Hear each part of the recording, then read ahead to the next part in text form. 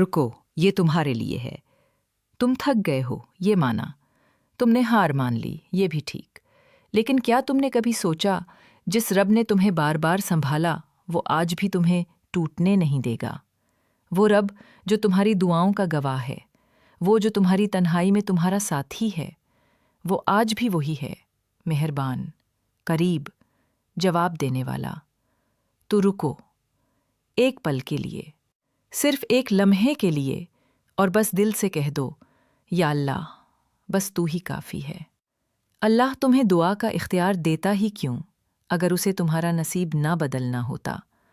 اللہ ایسے نامعلوم ذرائع سے وسیلے بناتا ہے کہ بندہ حیرت سے آسمان کو تکتا ہی رہ جاتا ہے۔ ہر انسان پیدا ہوتے ہی مومن نہیں بنتا، ایک سفر ہوتا ہے، آزمائش سے گزر کر ہی مومن بنتا ہے۔ مومن تو اللہ والے ہوتے ہیں، پرہیزگار ہوتا ہے۔ ہر دن بہتر سے بہتر مسلمان بننے کی کوشش جاری رکھیں، پچھلی کوتاہیوں کو توبہ کے وضو سے پاک کرتے رہیں۔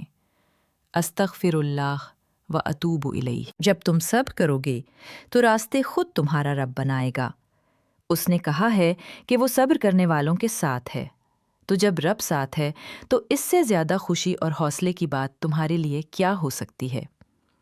کبھی کبھی جب ہم دعا مانگنا یہ سوچ کر چھوڑ دیتے ہیں نا کہ یہ تو ناممکن ہے، پھر اللہ اس دعا کو قبول کر کے تمہیں بتاتا ہے، دیکھ میرے بندے، میرے لیے تو کچھ بھی ناممکن نہیں۔ منزل تک پہنچنے میں چاہے لاکھ رکاوٹیں ہوں، لیکن اللہ نے جو تمہارے لیے لکھ دیا ہے وہ مل کر ہی رہے گا۔ اگر تم چاہتے ہو تم چن لیے جاؤ، تو تم بھی چن لو، اللہ کو یا دنیا کو، کیونکہ اللہ نے کسی انسان کے سینے میں دو دل نہیں بنائے۔ خوشی انسان کے اندر سے آتی ہے۔ اصل خوشی چیزوں یا لوگوں سے نہیں بلکہ دل کے اطمینان سے آتی ہے۔ نبی صلی اللہ علیہ وسلم اکثر مسکراتے رہتے تھے۔ ان کی سیرت ہمیں سکھاتی ہے کہ مسکراہٹ بھی صدقہ ہے۔ جس رب نے سمندروں کو راستہ دیا وہی آپ کے دل کی الجھنوں کو بھی سلجھا دے گا۔ جو رب پتھروں سے پانی نکال سکتا ہے وہی تمہارے لیے وسیلے بنا سکتا ہے، وہی تمہاری مصیبتیں دور کر سکتا ہے، کیونکہ وہ ہر شے پر قادر ہے، وہی ہر چیز کا نگہبان ہے۔